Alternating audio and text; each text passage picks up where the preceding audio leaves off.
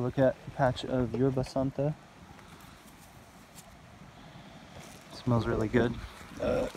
Yerba santa is a respiratory herb, so it's not really the time to harvest it, but what I've been doing, as you've probably been seeing, is saving seed and offering them up by donation. If anybody's interested in growing this beautiful plant, you can probably grow it right in a pot and keep it indoors in most of the area. And it's a really resinous, aromatic herb, so really great for tea, colds, flu, respiratory infections, viral and bacterial infections. So there's what the seeds look like, and I've just been winnowing those off, and it's a beautiful plant. And you can see kind of over here as well. So this is one of those native plants of this region that makes it such a special area.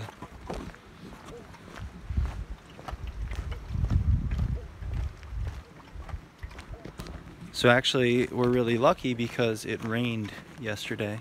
So that's really a blessing. It doesn't rain here very often. That's probably more rain than they've gotten all winter. So everything feels crisp and cool and moist.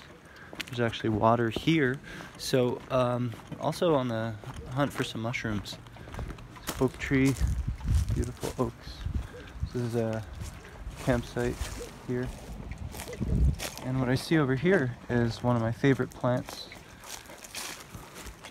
in this region, I should say. They've gotten some burn damage. So this is the manzanita tree. It does have an edible berry, and this wood is just gorgeous. I want to collect some and carve it. But it's actually Archistaphos, which is the genus of Uva ursi, so may have some urinary tract action as well. But also Uva ursi is smoked in traditional kinnikinnick, so I have smoked the leaves with no ill effect. So that's one option for respiratory medicinal healing. So that's one option for herbal actions on the respiratory system. When you smoke or imbibe herbs, the smoke, you can have all kinds of different effects for different respiratory complaints, or for causing them, depending on your frequency. So there's poison oak. This is actually one here. The spindly little friend, good old poison oak. And there are some of the leaves coming out. And it's actually quite a beautiful plant once it starts flowering.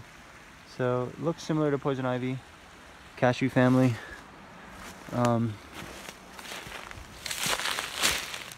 Mango family, poison ivy family. So this is obviously you can see a lot of trees here, so I'm kind of following this tree line where it's the stream meets the trail and there's trees, and so this could easily yield us some mushrooms. Just touched poison oak there accidentally. Don't foresee any issue. I'll just rub it on some leaves and we'll see. But I don't think that's going to affect me. Just was walking past it. Poison oak. And then here's actually a California mugwort, Artemisia californicum. This is a really beautiful herb. Smells really potent, and obviously you can tell the identification because on the underside you see the silvery sheen, just like we have Artemisia vulgaris on the east coast. This is the west coast but native version of their mugwort, and people really have a respect for it here because the traditional people of this land worked with mugwort frequently, so people have a very high need and respect for this species. But back east there's less awareness about Artemisia vulgaris as a similar medicinal, so there is an invasive so-called species that we can definitely utilize for all our medicinal needs, as well as everything the Chumash worked with, or whoever in this region.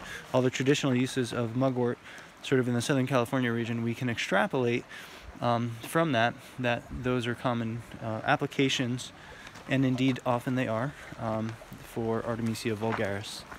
So here's beautiful flowing water, which is very hard to find. I've been in California for about, I don't know, 2 or 3 months, and seen, minus the LA River, which is not a river at all, it's like a industrial corridor to get water away from people as fast as possible. It's a concrete tube. There's a large lack of flowing water. So this is also from last night, but it may have even been here before that. And there are a couple streams I've known around here, and there's actually hot springs down the street, and those are all closed down because of the fires. So look, somebody picked, there you go. Look at that Artemisia vulgaris sprig. Somebody picked it and they left it there, maybe on purpose. Maybe as an offering to the tree. Maybe they just dropped it carelessly. Who knows? So, California buckwheat. Probably seen some of the videos I've done on those. I collected those a bunch. I've been really working on winnowing those, and so they're pretty complete. So I'm going to make something from them next time I get myself into a kitchen. This is another Artemisia, right? Actually, the mugwort, Artemisia, can't remember its name right now, but this is actually Artemisia californicum, and this is sagebrush, California sagebrush. So there's mugworts, there's sagebrushes, and there's sages. Sages are salvias. Mugworts and sagebrushes are Artemisia. So that's the mint family in the with the sages, and then the aster family with mugwort and sagebrush. So this one has a really aromatic, beautiful scent. It's one of my favorites. It's just pure aromatherapy. Another herb which I've collected the seeds of to share with y'all. If you're interested, of course, just be in touch down at returntonature.us. And there you can see it's actually going to seed. So it's not its most potent time to harvest it, but to smell it and just rub it on yourself, and even on your chest as a chest rub. I've been doing that. Just getting these aromatic compounds is really amazing. Rumor on the street is actually that it's antipsychotic. So a very good reason to grow more of it, because maybe our whole world needs to start sniffing some of that. So really good antimicrobial, very similar to all the aromatic Artemisias are usually a bitter aromatic, so they have a very similar application. And then there's this one happens to have kind of a more sweet smell, where something like wormwood has much more of a bitter scent. But we actually applied this herb, we added a little bit into a wild salad, and it was really strong and really bitter to actually chew on. So a little goes a real long way. The scent doesn't smell bitter, but once you start chowing down on it, it's just as bitter as all the rest of those Artemisias. So they're really interchangeable in some ways. They have their spectrum of uniqueness, but bitter aromatics affect the bitter. We can break it down simply and say the bitter affects your digestive system and your blood cleansing, and then the aromatic affects your respiratory system, and then you get hit on all different levels with things like the antioxidants, for example, going into all of your systems, right? So then tonic, we can say, as well, as most herbs, especially fresh herbs, are.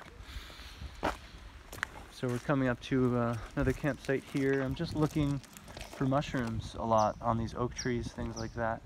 Haven't seen any yet.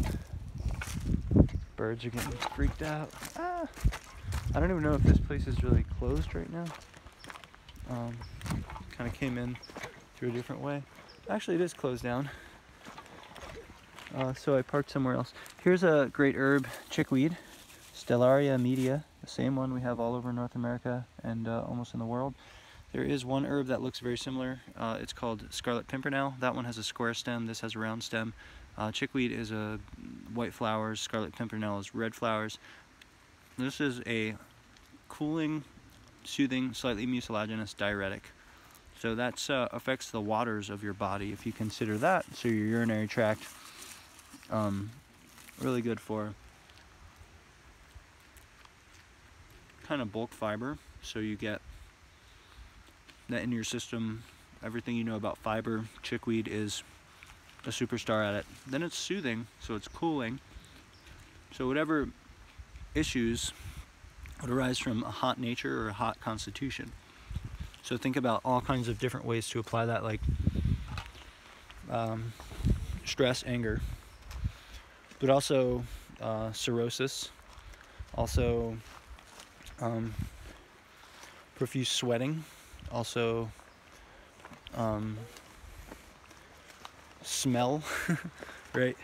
So all of those different things, like if you had a bad smell coming from your body, those would help to gently detox and cleanse and cool down your system. And chickweed is awesome. Of course, on my website, returntonature.us, there's a chickweed article there.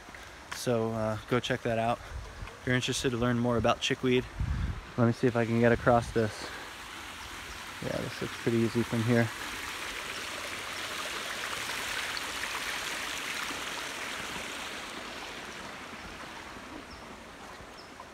So chickweed is also really good for the urinary tract in the sense of as you eat it, those compounds actually cleanse and flush all of these microbes out, and that's what they do in the ecosystem. They are antimicrobial, but you know, we should say they mediate microbe amounts or diversities, and that's something that we don't have the sophistication in our language yet to really encompass, but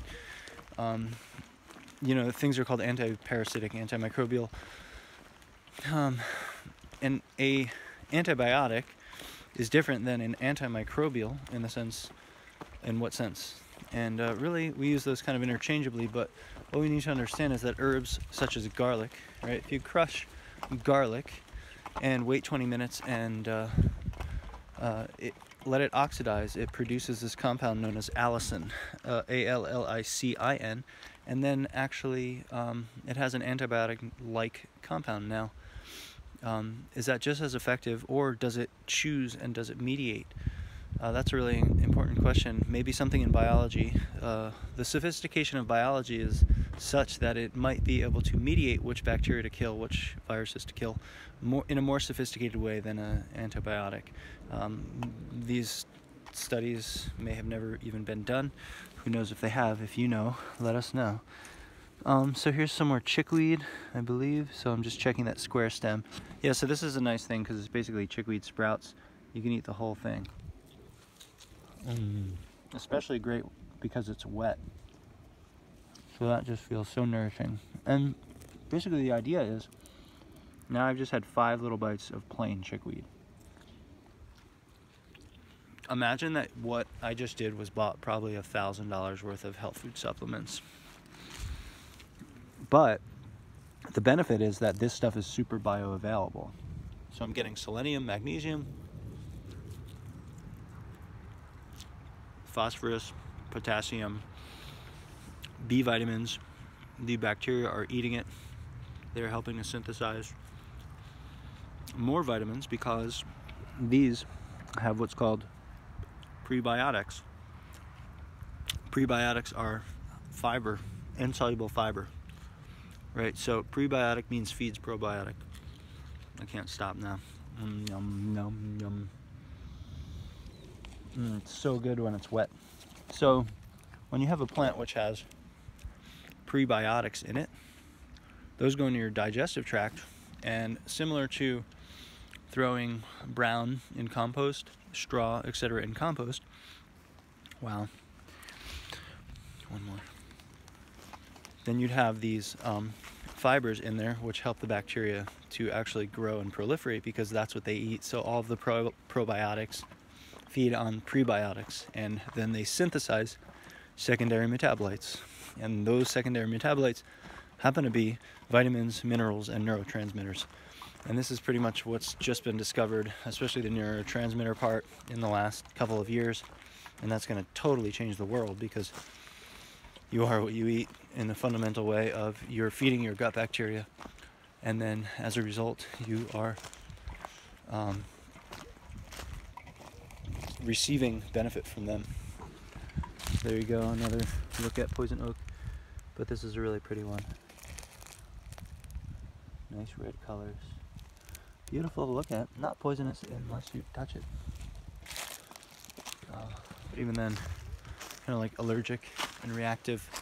And there's always things you can do. You can always reduce inflammation, always help detox the lymph and liver, right? Flush your kidneys, your waters, right? Increase the speed of your waters, right? right? So diuretics increase the speed of your waters. They also help detox, right? Your liver and your lymphatic system are partially parts water, and so when you cleanse that, that helps you as well. So then when you eat herbs or consume plants which have those properties, you're getting that benefit, and it's a really important thing. It's starting to rain.